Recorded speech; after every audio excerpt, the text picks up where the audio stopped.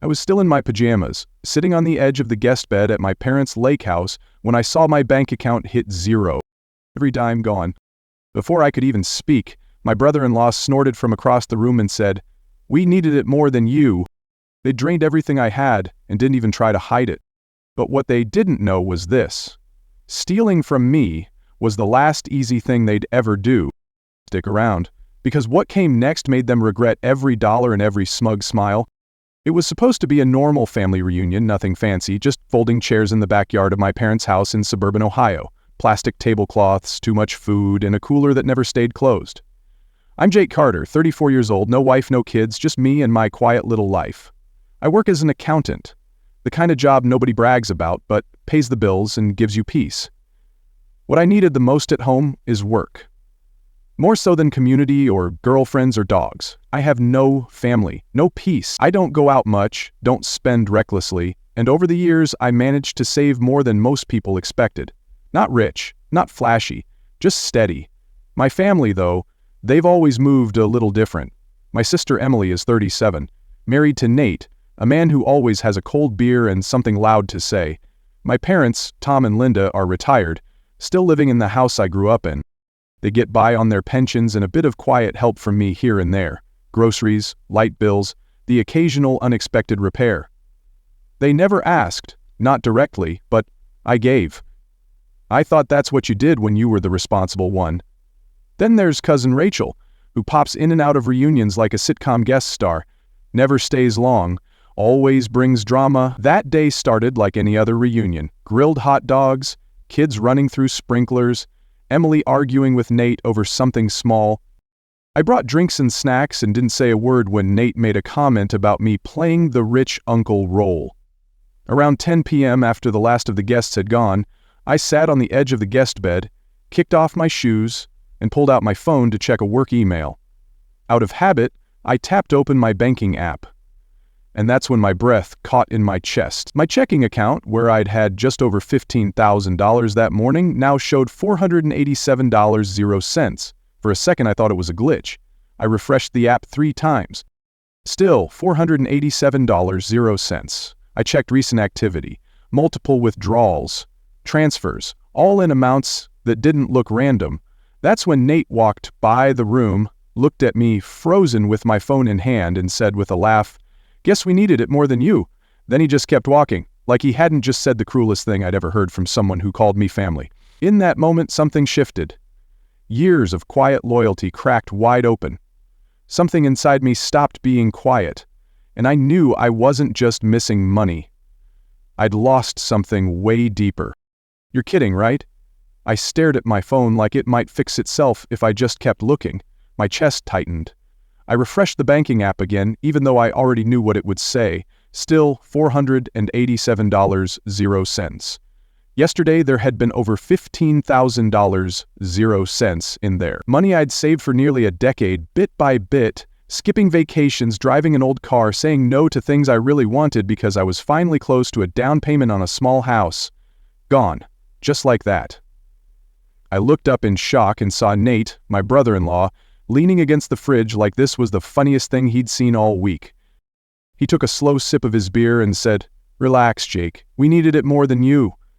I blinked, waiting for anyone to step in and say he was joking, but Emily, my sister, was sprawled out on the couch with a half-full glass of wine and a lazy smile. "Don't be so dramatic," she said, waving her hand. "It's not like we stole it, we're family." I felt my stomach drop. "Stole it?" I asked, my voice cracking. "You drained my account." "It's not draining," Nate said with a shrug, like this was some light misunderstanding. "We'll pay it back, eventually." I turned to my mom, hoping for something, anger, concern, even confusion, but she just kept knitting, didn't even glance up. "Jake, you're too sensitive," she said with a sigh. "You've got a good job, no wife, no kids, no mortgage. You're fine." I couldn't believe what I was hearing. "So that justifies stealing from me?" I asked. "It's not stealing if it's for the family," she replied. "You've always helped out." "Watch your tone," my dad muttered without even looking up from his phone. That's when I lost it. I turned back to Emily, heart pounding so hard I could barely hear myself. "How did you even get into my account?" She didn't even blink. "You left your login on the family computer last Christmas. Maybe don't be so careless next time." like it was my fault, like I handed them the keys and begged them to take advantage. I felt my hands start to shake. I could barely breathe, like the walls were closing in. "You're making this bigger than it is," Nate said.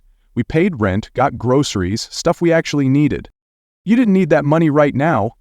"You didn't ask," I shouted, my voice sharp and raw.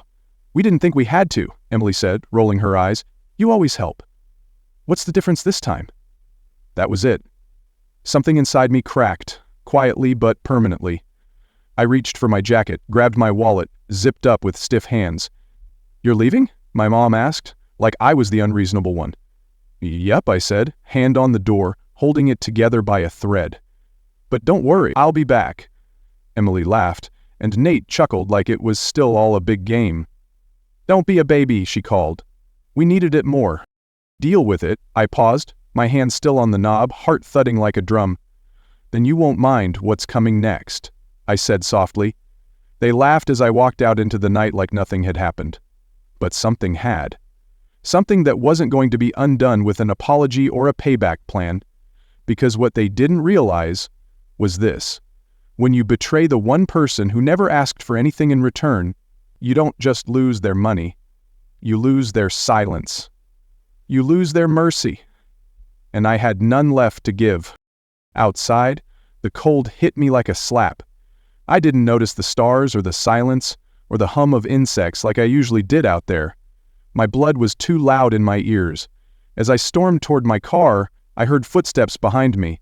Rachel, my cousin, who always stayed quiet at reunions, caught up. "You okay, Jake?" she asked, her voice soft like she already knew the answer. "No," I said, yanking the car door open. She shifted her weight. "I heard Emily. That was messed up." I didn't answer. "Huh?" If I spoke, I'd explode. But this wasn't new. This had been building for years. I'd been the family ATM since I was 25.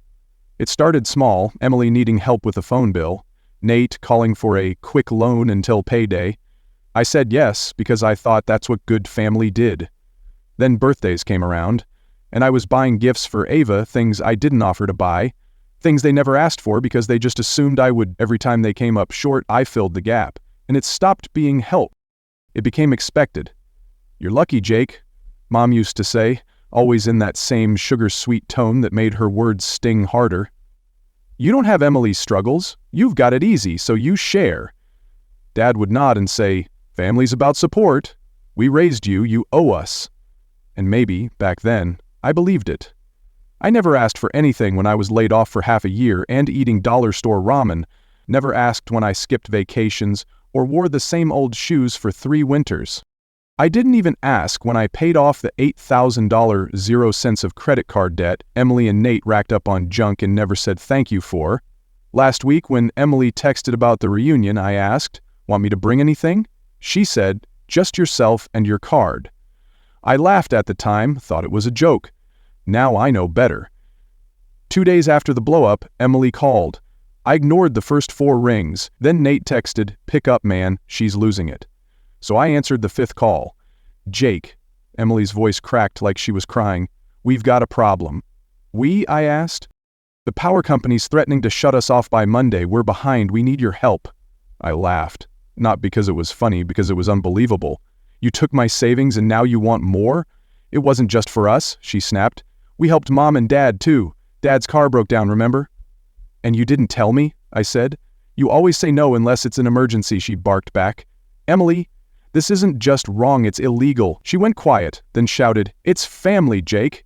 You always help. That's your job." That word hit me hard. Job. As if I'd been hired to carry their guilt and their bills. I hung up.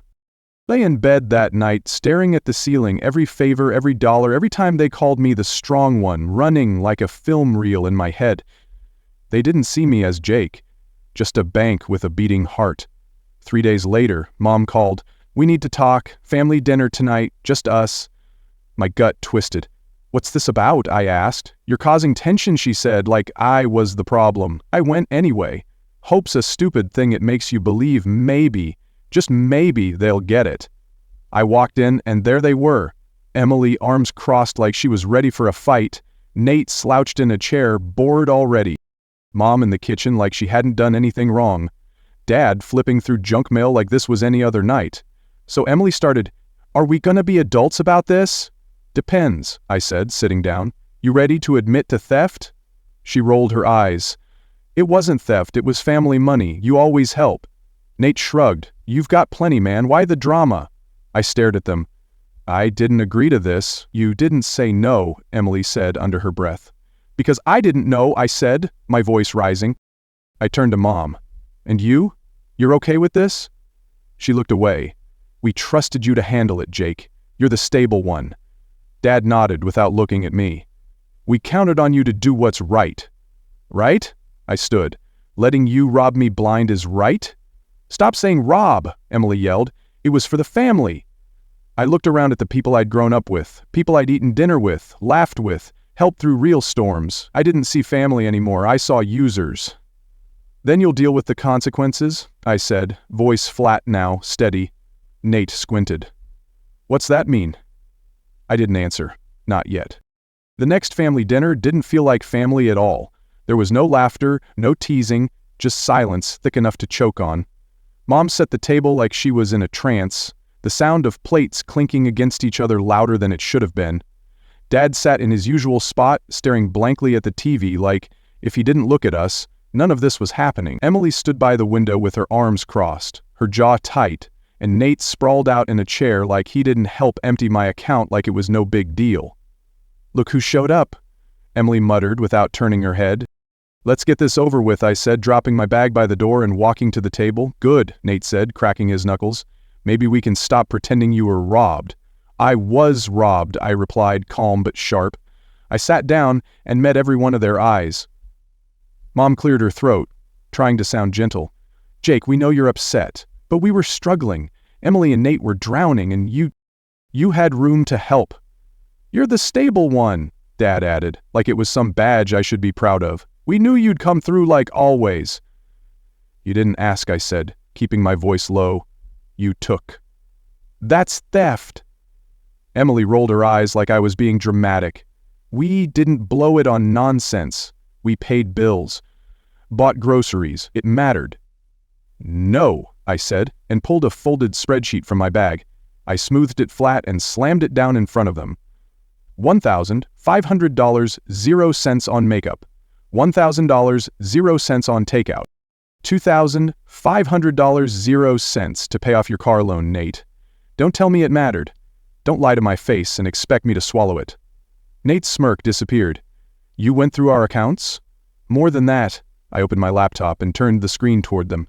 A color-coded breakdown of every transaction lit up, dates, times, amounts, all traceable. "I filed a fraud report," they responded. Emily's face dropped. "You didn't." "I did," I said. "You called the cops?" she snapped, her voice shaking. I turned to Mom. "Still think this is family business?" Mom looked sick. Dad leaned back like he couldn't believe what he was hearing. "This is crazy," he growled. "You'd put your sister in jail over a misunderstanding? You did that yourselves," I replied. And then it came. 3 hard knocks at the front door, the kind that makes your bones go cold. The whole room froze. Emily's face went pale. Nate stood so fast his chair scraped the floor. Mom gasped. Dad didn't move.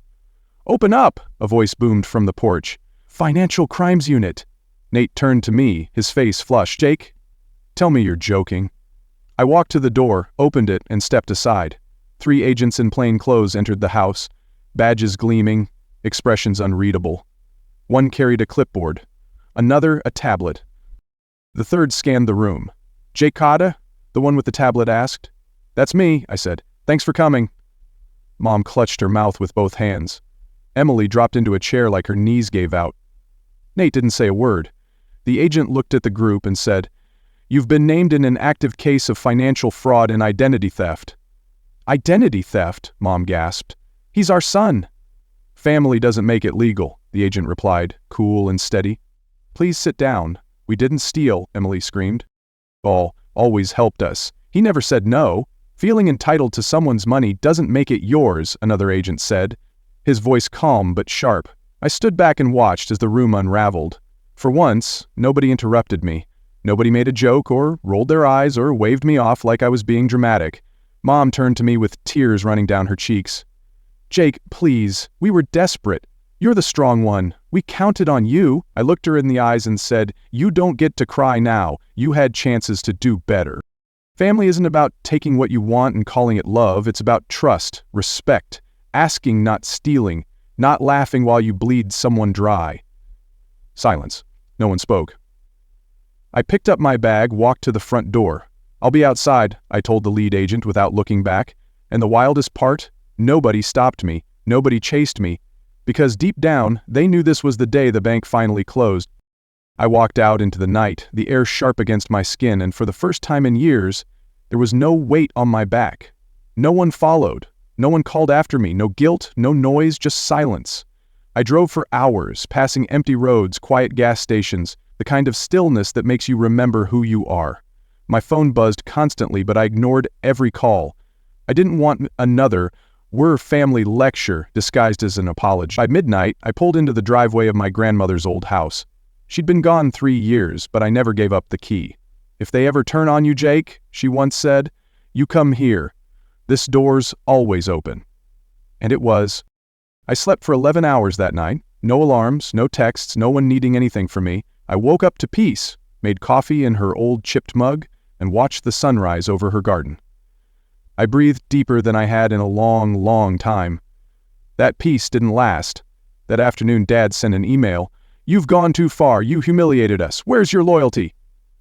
I didn't answer. Then Emily texted, bitter as ever, "Hope you're happy. They froze my accounts. Nate's under investigation. You ruined us over a few bucks." A few bucks? It was $15,000. 5 years of sacrifice. 5 years of missed vacations, skipped birthdays, meals I couldn't afford because I was paying for someone else's groceries. Then Mom left a voicemail, her voice cracking. "We could have fixed this, Jake, as a family. Now there's talk of charges. We might lose the house." I listened and felt nothing. I had lost my home a long time ago, back when they stopped seeing me as a person and started seeing me as a wallet. A few days later, a message came in from Nate's brother, Mike. "Heads up, Emily's saying you approved the transfers. She's lawyering up. Be careful." I laughed out loud. Even now, she was twisting it.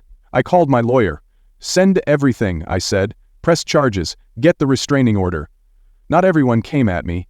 A week later, I got an email from Nate's sister, Claire. "I haven't talked to you in years, but I need to say this. You were right. They're toxic. I thought you were cold. I see now you were brave." Brave? That word landed hard. No one in my family ever called me that. One morning, my phone rang. Unknown number. I almost let it go. But I answered. "Jake?" Emily's voice was small, broken. "I messed up. Nate's suspended. Mom's a wreck. Dad won't speak to me. You broke everything." I waited, then said, "I didn't break anything. I just stopped letting you walk all over me." Silence. Then a plea. "Drop the charges. Please, I'll do anything." I thought about what she said at the reunion. "We needed it more than you." "No," I said.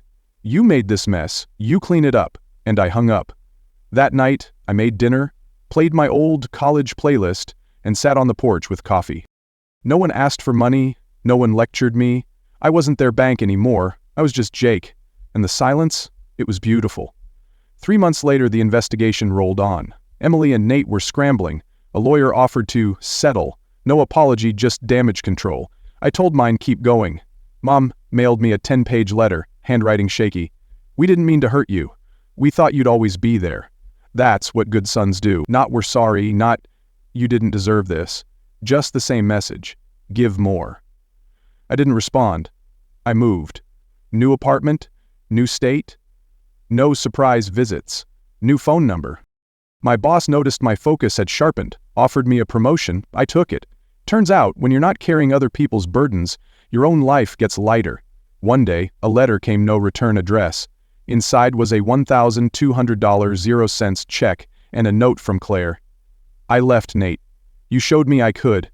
This is for Ava's tablet, the rent, the clothes you paid for. Nate never thanked you, but I do. You're the example I needed." I read it twice and cried, not from pain, but because for once someone saw me as a human being, not an ATM. People ask if I regret it. I don't. I regret not doing it sooner. I regret the years I stayed quiet, thinking love meant endless sacrifice. I regret every time I let guilt override my boundaries. But walking away? Pressing charges? Finding peace? No. My therapist once asked me, "Why did it take you so long to say no?" I told her I thought saying no meant I didn't love them. She said, "No means teaching them to love you back." That stuck with me. A high school friend saw me recently, heard about your family, she said. I braced for pity, but she smiled. "Good for you. Most people never break free." And I walked away taller. Emily and Nate are still being investigated. Nate lost his job, Emily's accounts are frozen, Mom's trying to save the house, Dad's blaming outside forces, but I know the truth. I didn't break the family. I just stopped pretending it was whole. And now, I sleep better, I eat better, I live better. I'm not angry, I'm free. I still see that night, sometimes, Emily laughing as I checked my account, Nate smirking, Mom saying, "You don't need that money." That money was my time, my work, my trust, and they took it like it was spare change. Now they're living the fallout. I'm not celebrating their pain, but I am celebrating my survival. And that silence they left me in, that silence is mine now. That silence is peace. If you're the strong one, the helper, the quiet giver, hear me. You don't have to bleed so others can stay warm. You don't lose your family by saying no. Sometimes you find yourself. If this story made you feel something, if you've ever been the one who gave too much for too long, leave a comment and tell me your story. And if you're ready for more real stories that remind you you're not alone, hit subscribe. Because sometimes saying no isn't the end of love, it's the beginning of self-respect.